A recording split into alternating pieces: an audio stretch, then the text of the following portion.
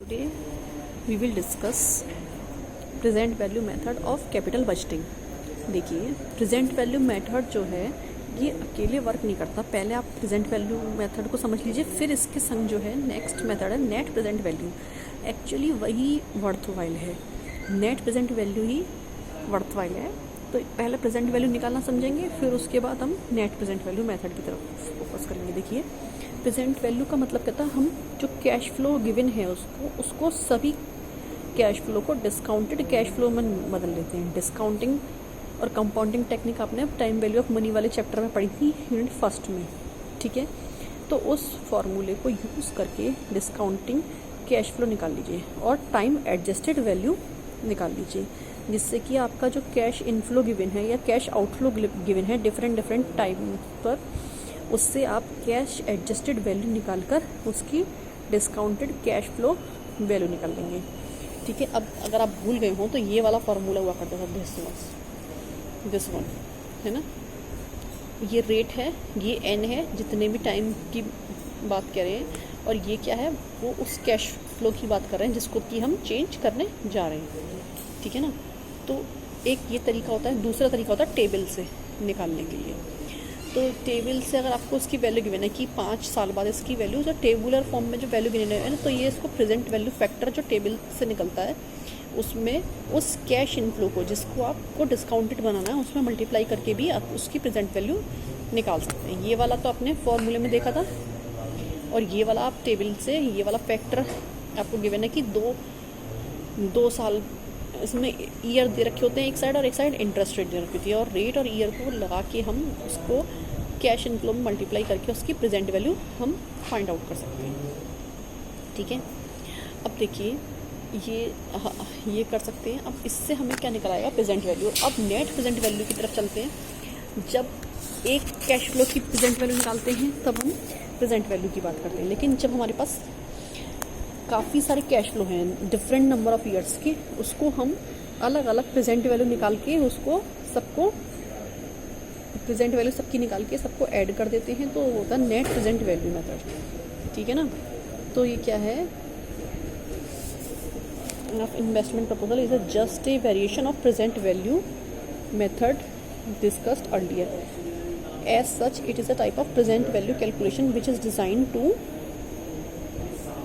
Overcome the disadvantage of internal rate of return method, ठीक है।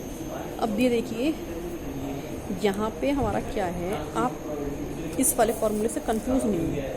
आपको जो भी प्रेजेंट वैल्यू दे रखी है उसमें हम क्या करेंगे, उसकी डिस्काउंटेड हर साल की वैल्यू डिस्काउंटेड करके निकालेंगे, उसको फिर प्लस कर देंगे, फिर जो उसकी कॉस्ट होगी उससे माइनस कर देंगे। तो आपका अगर पॉजिटिव में आंसर है तो प्रोजेक्ट अच्छा है, और अगर नेगेटिव में आंसर है तो प्रोजेक्ट अच्छा नहीं है। कैपिटल बजटिंग का प्रोजेक्ट हमें आगे कंटिन्यू नहीं करना चाहिए, ठीक है। अब इसको क्वेश्चन को देखिए। क्वेश्चन है हमारा, ए investment proposal would initially cost 25,000 उसकी कॉस्ट है, and would generate year and cash inflow of ₹9,000, 8,000, 7,000, 6,000, 5,000 in 5 years. The required rate of return is assumed to be 10%. तो इनका रेट क्या हो गया, 10% हो गया, ईयर क्या हो गया, 5 हो गई। अब आप टेबल में इनकी 5 की वैल्यू के हिसाब से इनके फैक्टर्स देखेंगे और वो उसको इसमें हम मल्टीप्लाई करेंगे, ठीक है। तो ये क्या होगा, कैलकुलेट नेट प्रेजेंट वैल्यू। पहली साल में हमने देखा, पहली साल में जो है हमारा इसका फर्स्ट ईयर का भी एक पहली साल का है, एक दूसरी साल का, एक तीसरी साल का, चौथी का है, पाँचवीं का है।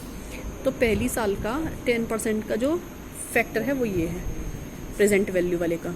दूसरी साल का प्रेजेंट वैल्यू वाले का जो 10% का है वो ये फैक्टर है, ये टेबल में देखना होता है। तीसरी साल का 10% का जो है ये फैक्टर है, और चौथी साल का 10% का ये है, पाँचवीं का ये है। फिर इसको इसमें हम मल्टीप्लाई करेंगे। ये टेबुलर मेथड से चल रहा है, और अगर हम नॉर्मल वाली मेथड से करेंगे तो हमारा तो होता था डिस्काउंटिंग में कैश फ्लो जो भी है वो 1 + R और N। तो जितने भी नंबर ऑफ ईयर्स हैं इसको हम सेम इसी चीज़ को हम उससे कर सकते हैं, इस फॉर्मूले से कैलकुलेट करके।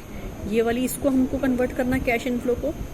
आर हमारा 10% है, 10 1 प्लस 10 डिवाइड बाई 100, तो क्या हो जाएगा, इसको करके देखते हैं, है ना।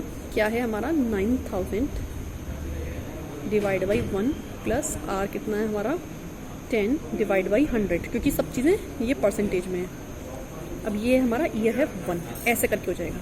यहाँ पे जो 2 ईयर वाला है उसमें हम क्या करेंगे, इसका स्क्वायर हो जाएगा। 3 ईयर वाले में 3 टाइम्स हो जाएगा। बस ये वाली वैल्यू इसकी हमारी चेंज हो जाएगी। 8 है, 7 है, तो जैसे हमारा 7000 वाला निकालना है हमें, तो जैसे हो जाएगा 7000 divide by 1 plus 10 divide by 100, क्योंकि ये 7 वाला 3rd ईयर का है, तो ये 3 हो जाएगा। तो ये तो पॉइंट 1 हो जाएगा, 1 प्लस 0.1, तो क्या हो जाएगा 7000 डिवाइड बाई 1.1 की पावर 3, ये हो जाएगा। लेकिन ये इसमें डिवाइड हो रहा है और ये टेबुलर वाले में ये मल्टीप्लाई होगा।